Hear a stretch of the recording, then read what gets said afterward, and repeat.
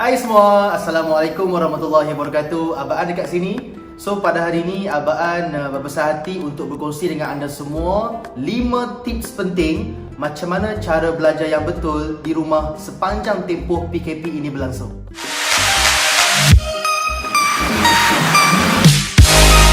Abang nak share sesuatu yang sangat menarik pada hari ini berkaitan tentang cara kita belajar dan berapa peratus yang boleh kita ingat selepas kita buat benda tu.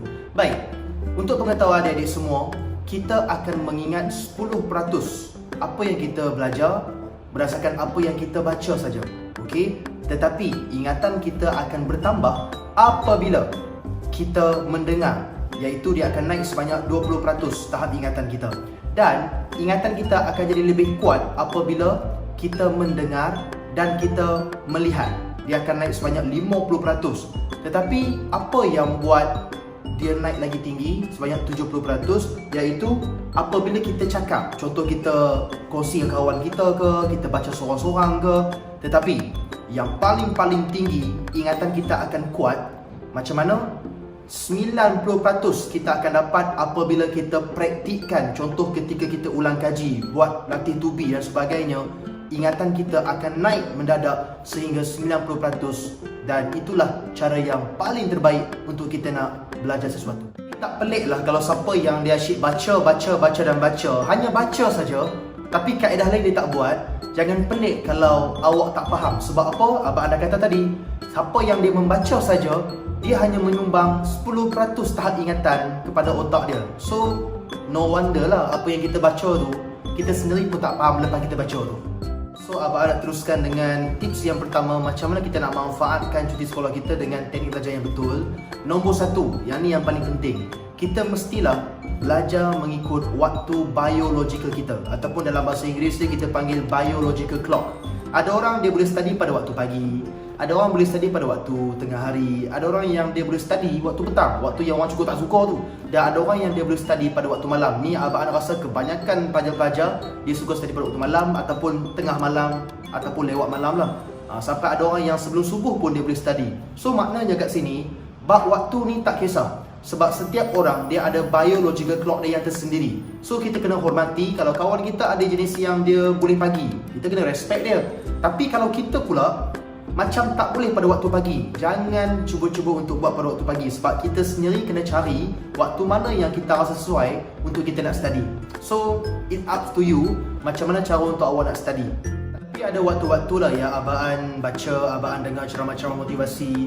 Antara waktu-waktu yang sangat-sangat bagus untuk kita study ialah selepas kita bangun tidur, sebelum tidur, okey, selepas kita mandi air panas, bukan panas lah, air suam lah, dan lepas kita baca Quran, dan yang paling best lepas solat. So kalau siapa yang dia dah lepas buat benda-benda tu dan dia nak study, just go for it. Sebab bagi abang sangat-sangat bagus dan sangat-sangat berkesan. Tips yang kedua, tips ni ialah tips yang abang namakan sebagai manfaatkan teknik mengingat kita. Okey, macam mana cara kita nak rangsang otak kita supaya lebih ingat? Pertama, kalau boleh, tampal nota-nota penting yang ada di tempat-tempat yang kita suka tengok, yang selalu kita pandang. Contoh kita bangun tidur, kita nampak dinding tu, so lekat kat dinding tu, insya-Allah ingatan kita akan lebih kuat.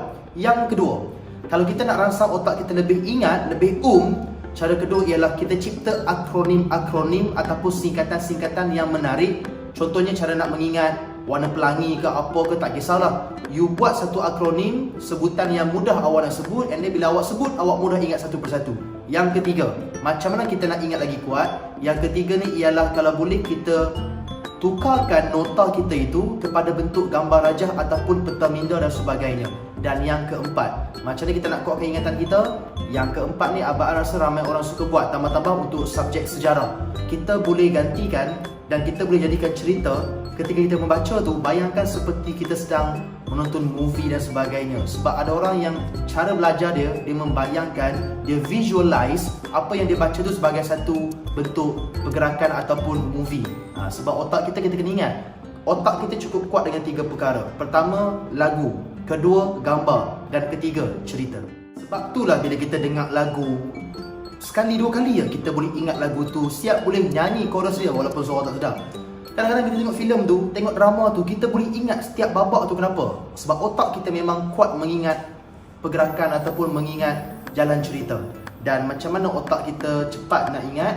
Yang ketiga tadi abang kata apa? Sebab gambar tu. Sebab tu ramai orang yang dia belajar, dia ubah, dia convert apa dia baca tu kepada bentuk gambar dan dia mudah ingat. Sebab tu kalau you tengok buku-buku sekolah rendah, sekolah menengah, mesti tak terlepas dari ada gambar-gambar supaya mudah untuk kita nak mengingat. Ni dah, hampa pergi ambil pen, hampa ambil pensel, hampa pergi contiang muka-muka tokoh-tokoh tu dengan misai lah, janggut lah, bagi pakai spek lah. Tu ilmu tak berkat tu. Tips yang ketiga. So, sepanjang tempoh PKP ni, abang rasa kalau abang survey kat sekolah-sekolah, siapa yang ada telefon sendiri? Abang rasa jangan ada tipu lah. Ramai pelajar-pelajar sekarang ada telefon sendiri. So, bila ada telefon, mesti kita ada WhatsApp, ada Telegram, ada Instagram. Apa kata? Okey, untuk tips ketiga ni, sila berhubung dengan guru-guru anda yang mengajar subjek-subjek anda dekat kelas tu supaya membantu. Tanyalah soalan apa pun. Abang yakin, abang percaya cikgu-cikgu ni takkan marah, takkan berapi pun. Sebab sebenarnya cikgu menanti, cikgu menunggu. Tapi sayang, kita yang tak ambil peluang. Okey, jadi kalau boleh jadikan guru-guru kita ni sebagai tempat untuk kita rujuk. Sebab apa dik? You bayangkan dalam tempoh PKP ni, bermacam-macam soalan kita boleh tanya. Ada WhatsApp kan, boleh hantar gambar soalan yang kita tak faham, nak tunjuk jalan kira ke, tak kisahlah apa pun, cikgu sudi membantu. Percayalah, tapi kita yang tak nak bantu diri kita dan kita yang malas nak bertanya guru. Sebab tu ramai orang yang dia tak faham apa-apa. Tips yang keempat, macam mana kita nak gunakan masa yang ada di tempoh PKP ni supaya kita belajar dengan lebih baik dan lebih baguslah. Iaitu kita memberikan diri kita ganjaran. Ni kalau kita baca dalam buku-buku motivasi, dengan ceramah motivasi, kita panggil apa ni? Reward system ataupun sistem ganjaran. Contoh, dah habis baca buku, dah habis ulang kaji, okey, dah habis buat nota, okey, nak pergi main game, pergi main. Nak tengok movie, pergi tengok movie. Nak dengar lagu, pergi dengar lagu. Sebab cara yang paling baik untuk nak boost up energi kita lepas tu, kita mestilah berikan diri kita sesuatu yang mana kita suka, supaya mood kita, energi kita dalam keadaan yang stabil dan juga konsisten. Alright? So janganlah bagi reward yang pelik-pelik. Contohnya pergi melepak dekat luar ke, tipulah. Sebab ramai yang pergi melepak dekat luar tu kadang-kadang cakap setengah jamnya, lajak sampai sejam. Kadang-kadang lepak tempat-tempat yang tak apa-apa, tambah-tambah tempoh PKP ni, jangan keluar pergi tempat-tempat yang kalau boleh mengancam nyawa awak ataupun membahayakan diri awak. Sebab benda ni lah yang akan menjadi pencuri masa yang paling hebat sekali. Dan yang paling-paling abang tak suka, dia bagi reward apa? Oh, dah habis sekolah nak minum ketum lah, aku tampak lagi minum ketum. Minum ketum. Okey, tips yang terakhir. Yang ni ada orang cakap tips ni macam tips biasa, tapi bagi abang, tips ni sangat-sangat membantu jika betul-betul awak nak belajar dengan bersungguh-sungguh. Iaitu tips yang kelima, jangan elak diri anda belajar ketika dalam keadaan letih atau mengantuk. Tapi itulah budak-budak sekarang ni, sepanjang masa dia mengantuk, sepanjang masa dia letih. So kita kena kaji, kenapa ramai orang dia letih dan mengantuk keterlaluan. Pertama, kita kena cek pula waktu tidur.